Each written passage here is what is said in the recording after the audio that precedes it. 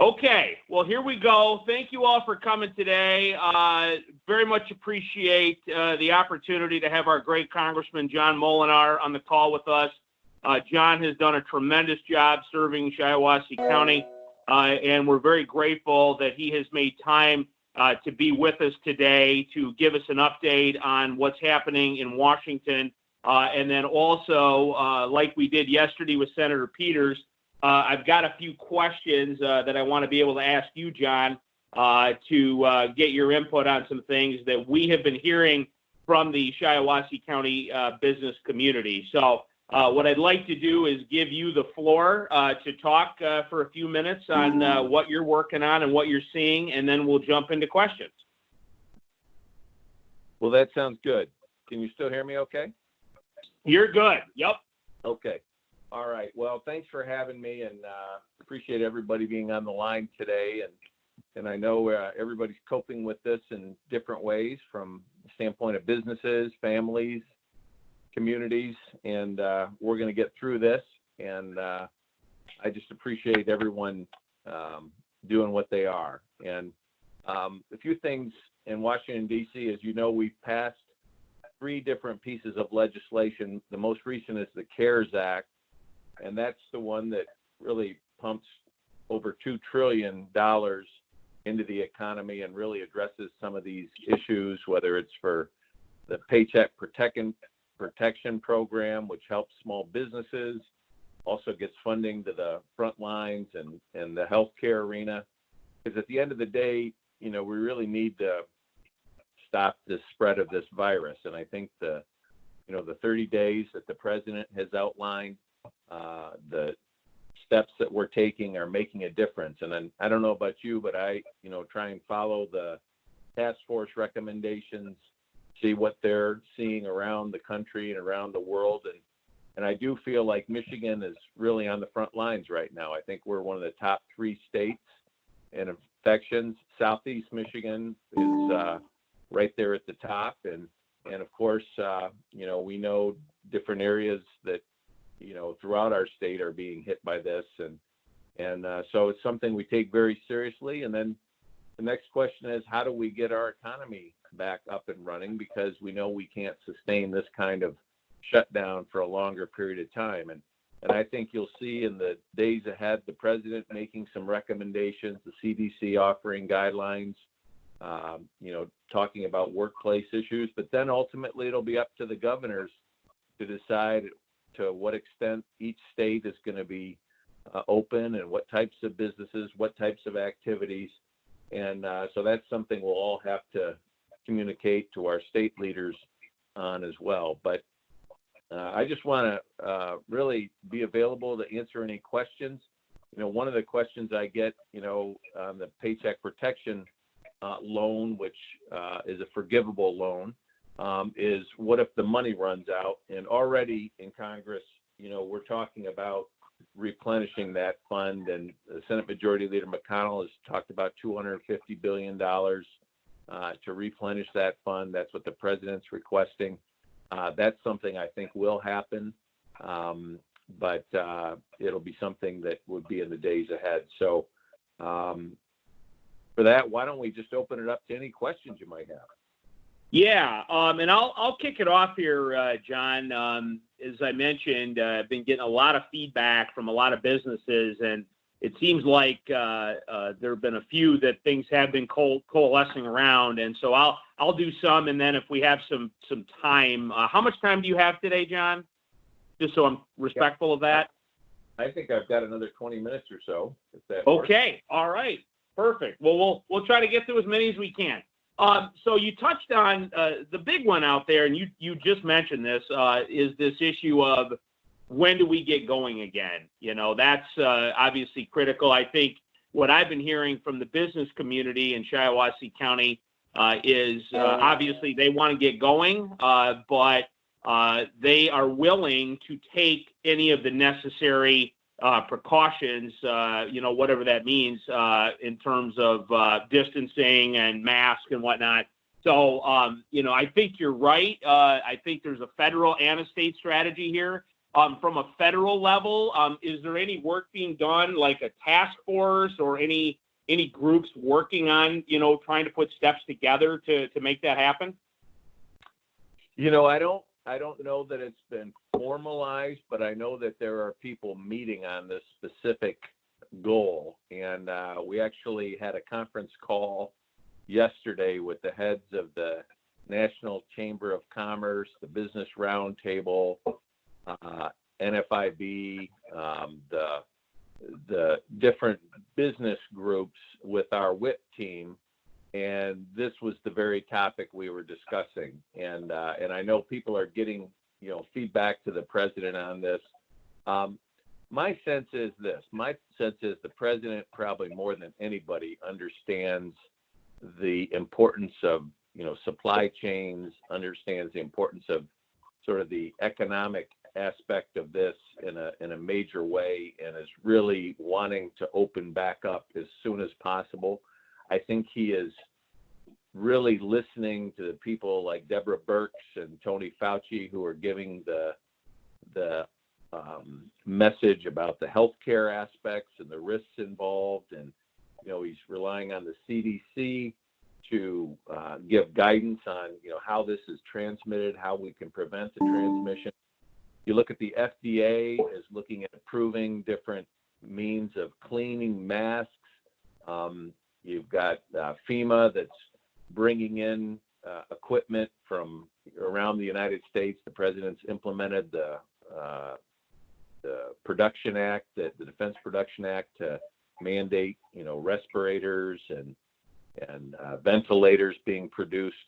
So you've got a lot of activity going on, but the bottom line is you need to make sure the healthcare system doesn't get overwhelmed, and we need to make sure that people have the equipment they need, the protective equipment, whether they're in, taking care of patients or in the workplace. There will be new protective equipment required, and we want to make sure we have that material available and that established. So I say all that saying that, I think time is, we're moving towards that time of reopening back up, but we want to make sure that healthcare system isn't overwhelmed, the supply chain of protective equipment isn't overwhelmed, and that things are done smartly, because the last thing you want is for this to, flare back up again in the fall and be, devastating before we have some type of a vaccine and before the therapeutics are really addressing it. So having said that, I think you're going to see flexibility in the next few days. I know already places like landscaping, outdoor landscaping, are requesting of the governor, if we stay a distance and we're outside, why wouldn't we be able to do work in outdoors, or, jobs where they're able to socially distance? And I think even surgical, centers and places where they do one-day surgery, considered elective surgery that people can't do right now. But that's devastating hospitals and healthcare providers, because they rely, over 50% on the revenues from these different procedures that are discontinued, and they could actually be done in a very safe and efficient way. So I think it's all pulling together, but at the end of the day, and this is important, the president and the has very much resisted a national stay-at-home order, very much resisted a national quarantine, and has really left this up to states and local entities. And so I think he will put the guidelines out and give the best case scenario in terms of here's how the supply chain is all working. But it will be up to the states and localities to implement the opening back up, because the federal government never really closed it down. Now, things like the airlines, the airports are still open. Different things that the federal government could shut down have really kept open, and they've lessened the number of flights. A lot of the funding is going to help the airlines and entities that have really been shut down voluntarily rather than through a mandate. But, the president's been very reluctant to really put the full federal hammer down because he realizes, you want to have flexibility because in one state is very different than another state.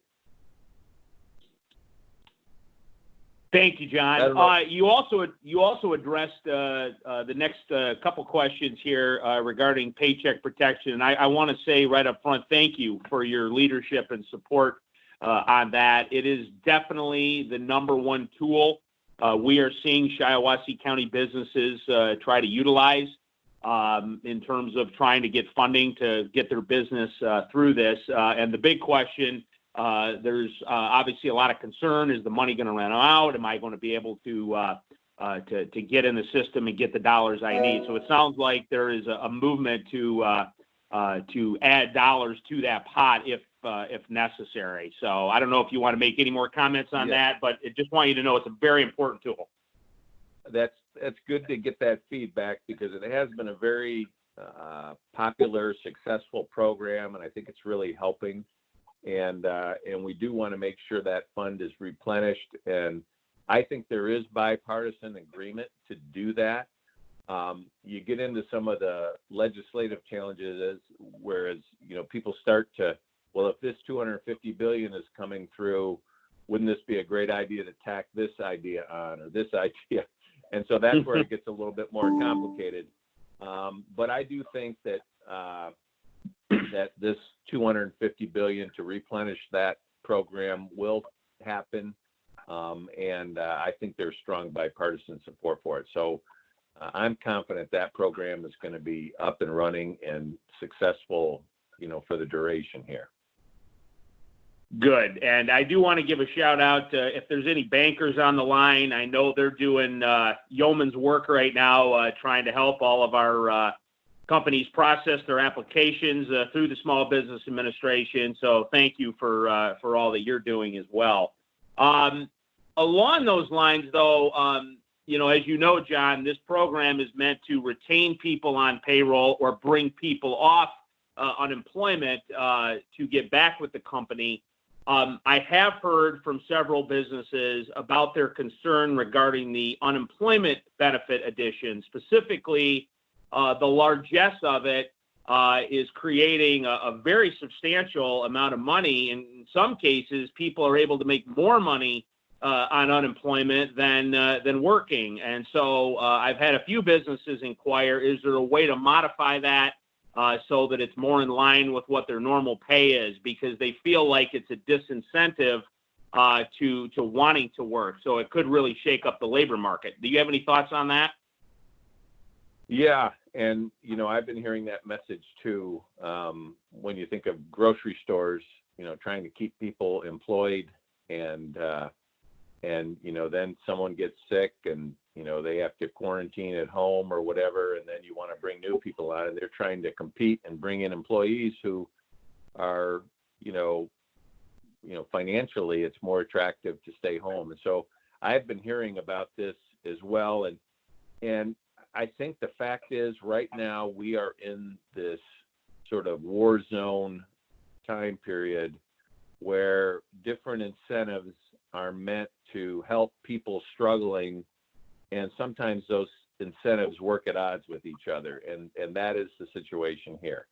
I don't know that it will be improved in the next few weeks because that would take Congress to agree on some kind of all these unemployment issues and everything that were part of a negotiation between two parties who have different philosophies. And I think what you have is both sides of the debate kind of got what they needed in terms of recognizing businesses need to keep people on. Let's give them an incentive, but also workers need to have, if they get laid off, through no fault of their own, they need to have options. And this is kind of what we ended up with, which isn't ideal. So I think in the short term, we're going to be kind of where we are on this. I think going forward, in my mind, you can't keep paying people to not work, and you can't pay businesses not to be in business. So this is going to have to change, and I think whatever we do going forward will reflect this reality that we've learned through this experience. So I think you're exactly right. I just don't know that there's going to be a short-term fix for that. Sure. And actually, I just got a question emailed to me, and I don't know, this might be too early for you to speak on this, but there has been some talk about a supplemental package to pay essential workers more money. I think a Heroes Fund or something like that. I mean, I don't know where that's at, John. Do you want to comment on that? Well, there's been different bills introduced. I know, Bill Heisinger and I actually were talking about it. He's from West Michigan. Two pieces of legislation, a tax credit, as well as, recognizing people who are on the front lines. And there's been a lot of discussion about that. And there hasn't been anything passed, but it's something that, people realize that there are, while some people are staying home and rightly so to protect others, there are people who are on the front lines in healthcare and the military. I would even argue in the food supply chain on the front lines, and we ought to figure out a way to recognize that effort. And so there's been legislation introduced, but nothing moving at this time. Gotcha. Here's something positive, and you talked about medical products and making sure our hospitals have PPE earlier.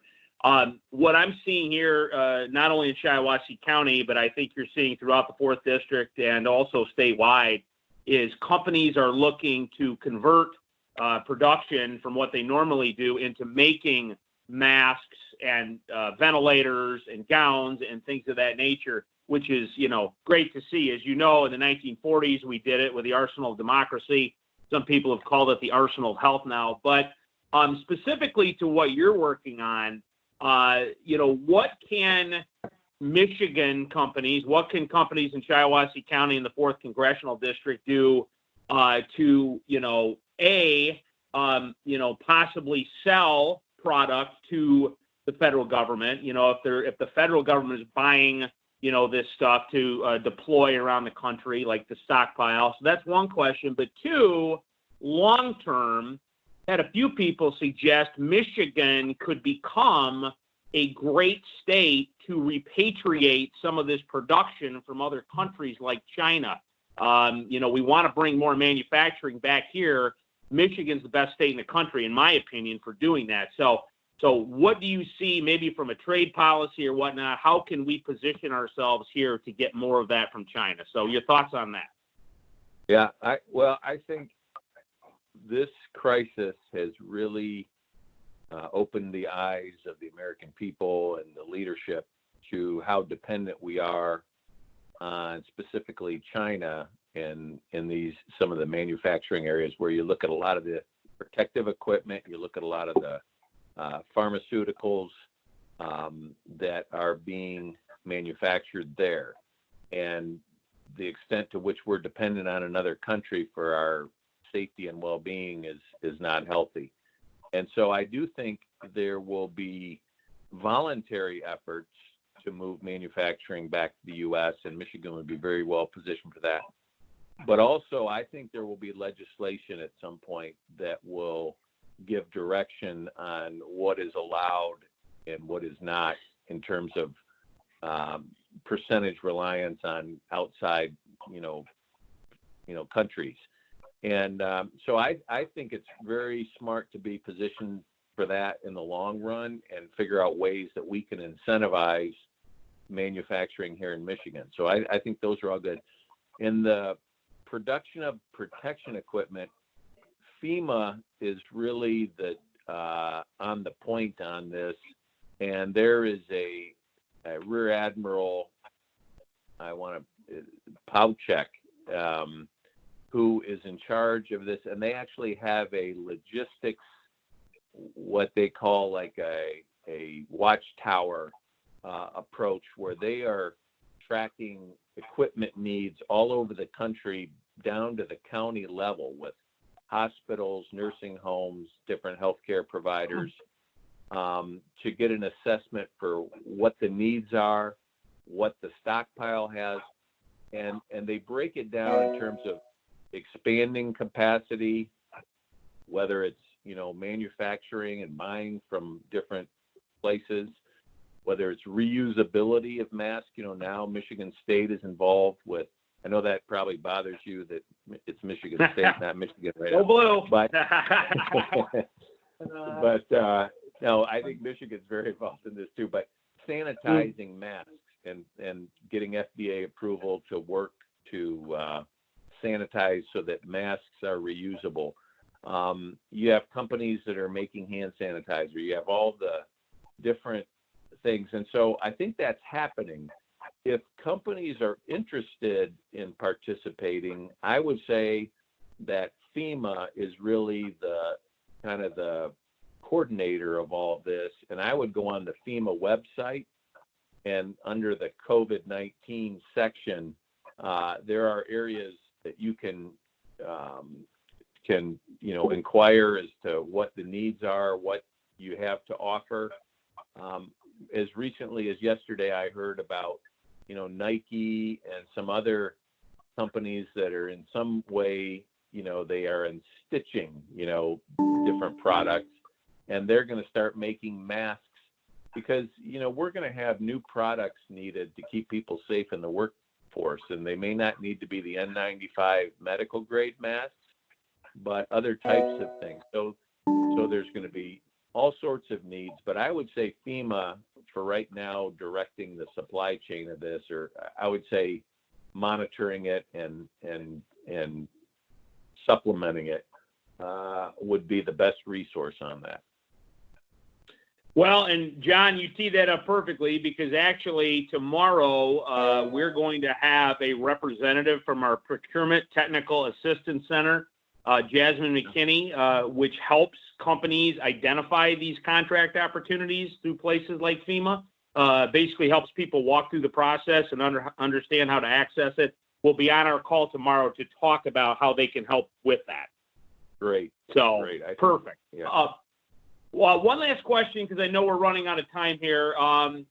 Maybe to sum up here, what you've learned over the last 3-4 weeks, what has this revealed to you about the role that the federal government in general or Congress needs to play as it relates in pandemics? And probably more importantly, looking to the future, how can we use this to better prepare ourselves, particularly with healthcare, but business as well? I mean, what are you learning that we need to improve on in the future?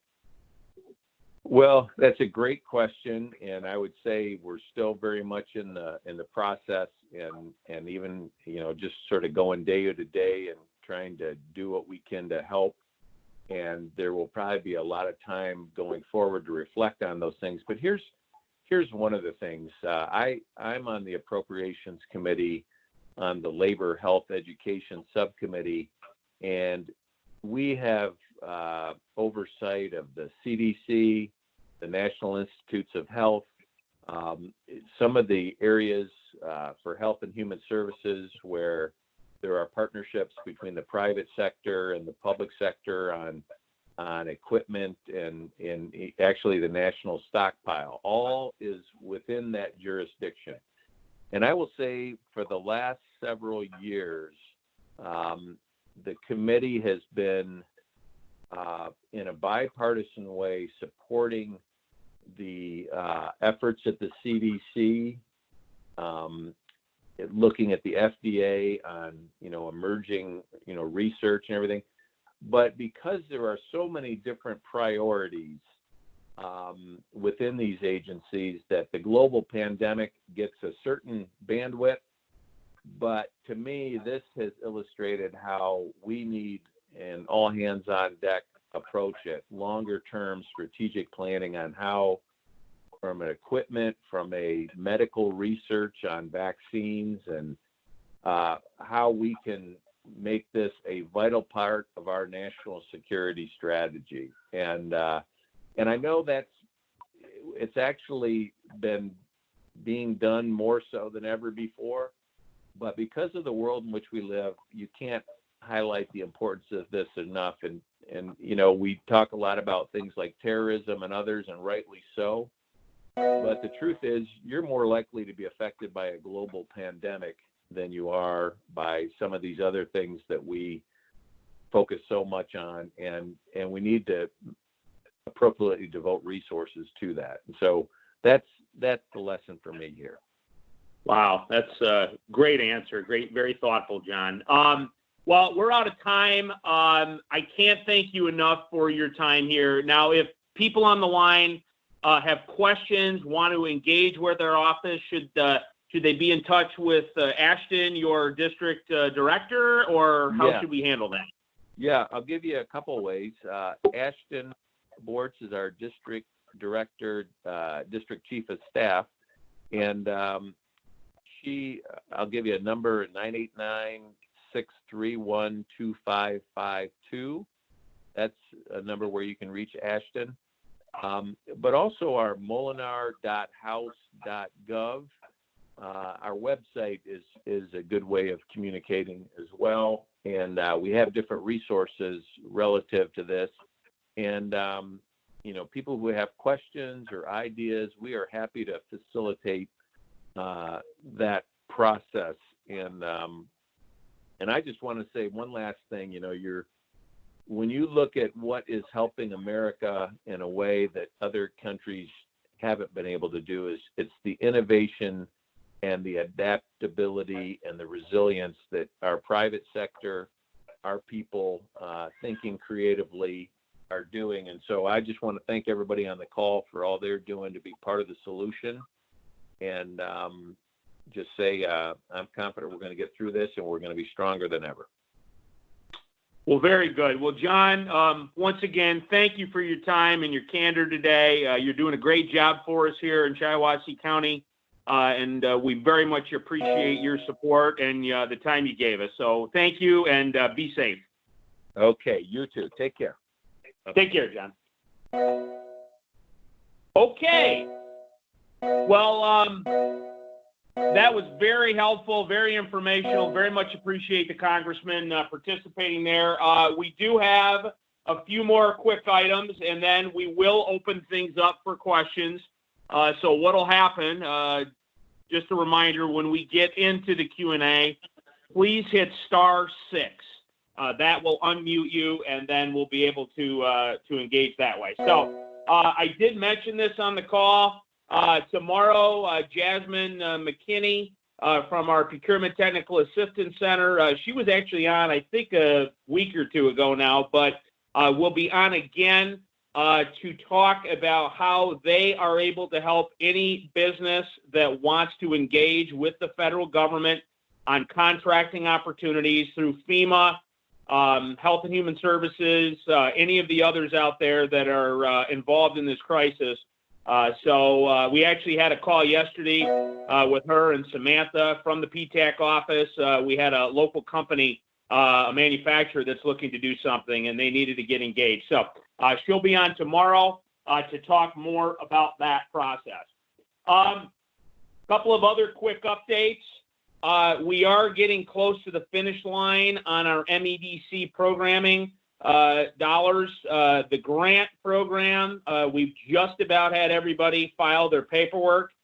So as soon as all the recipients have completed that, we will make an announcement on who received those dollars. There were 23 companies in Shiawassee County spread across the entire county.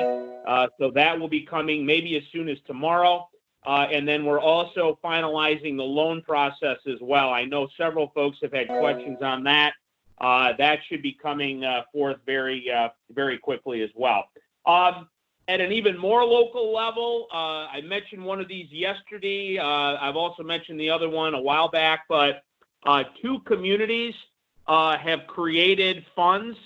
Durand has a small grant fund that they've established for small businesses in the Durand area to access $1,000 grants to help through this process. So if you're interested in that, if you're a business in the Durand area, talk with Colleen O'Toole, the city manager, or Candace at the Durand Chamber. But also, I want to reiterate, Owasso has a small loan program up to $5,000. And I actually got a message from the mayor, Chris Eveleth, this morning. They still have quite a bit of money available in that pot. So that's something for those that are in the city of Owasso and have a commercial zoning to their business. That pot of money is available as well. Jody, I wanted to call on you real quick. There is a webinar coming up through the Small Business Development Center that might be beneficial for folks. Do you want to talk about that? Sure. Tomorrow at 2 p.m., they will be holding a COVID-19 Conversations Friday Forum.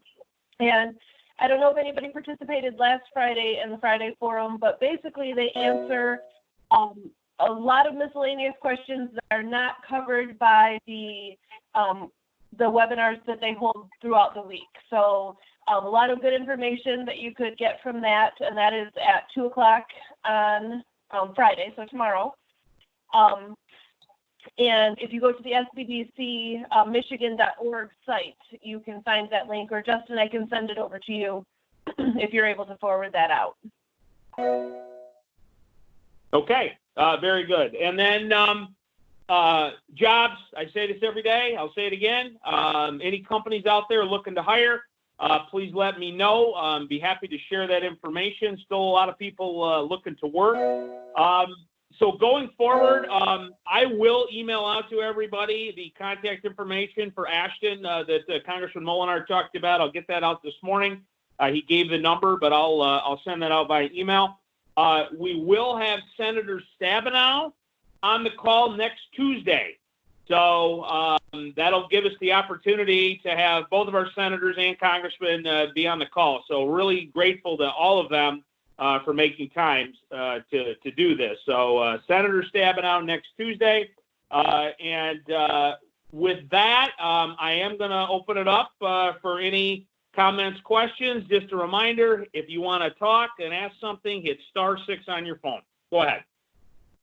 Justin, this is Jody. I just wanted to also mention, we talked a little bit this morning, landlords are now able to apply for the economic injury disaster loan. I learned about that earlier in the week. That helps to pay utilities and property taxes. You can speak with your lender. If you are a landlord, commercial or residential, speak with your own lender about possibly deferring your payments or what you can do, work with them on your payments to kind of help out your tenants a little bit. But they did open up the EIDL, or the Economic Injury Disaster Loan Program, to landlords at this time. Very good. Thank you, Jody. Any comments or questions from anybody? I got one question. I just wondered, they all talk about everything. I think everybody's got to wear the mask and the gloves. And I never heard anything about testing any of these people. When they go back to work, everybody in the county is going to have at least goes to work, is going to have this new test that's at least 5 minutes or 3 minutes or whatever it is. Every county, or maybe more than one in the county, is going to have to get this straightened out. Thank you, Gary. Any other comments? Go ahead. I just got a question. It's just about the self-employment and the unemployment benefits. Does anybody know if that's been opened up yet, or like the software company? It has not been opened up yet. I've been watching it every day. I actually just refreshed it before I spoke to see if I could let anybody know. It is still saying that the Unemployment Insurance Agency will release guidance regarding eligibility and the application process in the coming days. It has said the same thing since early last week, so I'm watching it closely throughout the day, every day, to hopefully be able to let Justin know as soon as it opens up to pass that information along. But right now, it is not. Thanks, Jody. You're welcome. Thanks, John. Justin, yeah. Loan for, sorry. Jody, you talked about a loan for landlords. Who's providing that loan? Where can I get more details? If you go to the SBA site, it's the Economic Injury Disaster Loan Program. So go to SBA.gov, and apparently it's a simple form that you can fill out. You apply. They said it takes about 20 minutes to fill out the application. But you can find that on the SBA.gov website, the actual application and information about the loan. Thank you very much. You're welcome. Thank you. And just a reminder for everybody, so the PPP, Paycheck Protection Program, that one needs to go through a lender. So definitely be in contact with your lender, though I think just about everybody I've talked to has already been in contact. But if you've not looked at it, talk to your lender or your bank or your credit union. The economic injury, the disaster one, that is a direct application. So you can do that as a business on your own. So just want to make sure everyone's clear on that. Other questions? Justin, Don Levi, can you hear me? Yep, you're good. Just kind of a question. I know no funds from that. I don't think have been distributed yet to anybody here for that paycheck protection. But I'm kind of interested when the clock starts ticking. Let's do a hypothetical. So if someone got their money next week, but they've been paying payroll, rent, utilities the last 2 weeks, is it retro? Can you count those? Or does the clock start ticking the day you get the money in 8 weeks from that point? I don't know the answer to that. I don't know if any lenders on the phone can speak to the timing on when that is. If it's approval date, if it's when you get the money. Any lenders on the phone that want to comment on that? Hey, Justin. Yeah. Bob Rogers here. I was reading on John Molinar's site, went to one of his go-to ask the questions, and what I read was that they have to disperse funds within 10 days of the date of your approval. So if you were in last Friday, you're going to be early next week, and it starts as of that date, of the date you get the funds. That's what I read off the site. I'm not a lender, but that's what I read. Okay, and I think as far as timing, you know what, Don? Let us do a little bit of research on that, because I think what you're asking is, do you get to start counting it the day you got approval, or do you get to start counting it when you actually have the money in the bank? Is that what you're asking? Yeah, that would be great, because I know people that have been paying payroll. Someone just made their rent payment, that kind of thing, and they're saying, well, if I get the money next week or whatever, can I include this is in my reimbursement, what I did a week or two ago? So they're curious about that, and I think that's something we need to get a definition on. Yeah, Justin? That's good.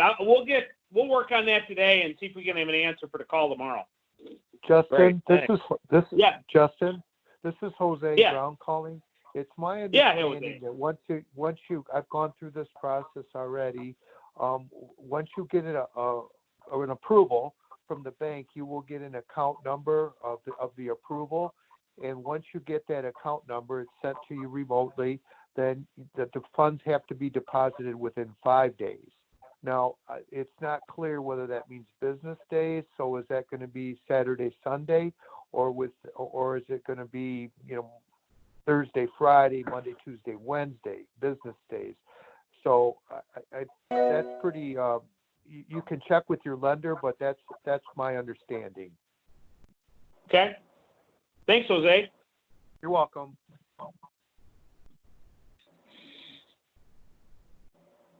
Other questions, comments? Hi, Justin. It's Kevin. I heard your Jody talking about getting that money out of the website. I've been trying almost yesterday. Who can we contact? Because I talked to Bob over at Michigan Works, and he said some of his employees were getting trained yesterday or the day before. Haven't heard anything. So who can we actually call to talk to about that? The governor? Do we talk to, Molinar, send him something? Because I haven't got my federal money. I can't even apply for the unemployment. I don't qualify for any of these loans or grants or any of that. I'm just a small businessman, so there's got to be somebody to call and put a fire under them. I've been calling every day for weeks and weeks, asking the same question, and we're not getting any results. Well, I do want to comment on something you just said, Kevin, because you can qualify for that Paycheck Protection Program, because even small business, even sole proprietors can qualify for payroll. So I wouldn't necessarily rule that out. As far as who to call, I mean, I think, that's a tough one. It's obviously state government, federal government. It takes time. Obviously, I think some of the unemployment stuff, as we know, is they're overloaded. I don't know, Jody, do you have any thoughts from a state level? Anything I have seen is anything I've read basically tells people to call the UIA office directly if they have questions. But the federal, I know we actually talked about it a little bit this morning. We have not heard anything about when that federal money is supposed to come down. And like you said, I know everything is backed up. So I've been watching, but I actually tried to search today for when they think the application process will be open for sole proprietors, and found nothing. It keeps directing me back to that main page. So I really think there's just not a lot of information out there yet as to when it's going to happen. Well, and again, I've been trying to call every day. I've logged in 100 calls this morning, just hitting repeat, and I'm not getting through to the unemployment office. I don't know, is there a separate number you said call direct? But I have 866 number, and again, it's either busy or it gives you a pre-recorded message, and as soon as that message is over, it cuts you off immediately. So is it a different number to call? I will do a little bit of research after this call to see if I can find an alternative number to those. So if you're not just trying to file a claim, if you just need information, let me see what I can find. All right, thank you. Yeah, I hate to say it, Kevin, but, I just think it's a case of, it's just a massive glut. It's a bottleneck. Everybody, tens of thousands, maybe hundreds of thousands of people trying to rush into a system that was not designed for that type. So I think, I hate to say it, maybe just keep trying is the answer. And that's not a good answer, but that might be the only answer. So we'll see what we can find out. Thank you. Yep. Thank you. Any other comments or questions?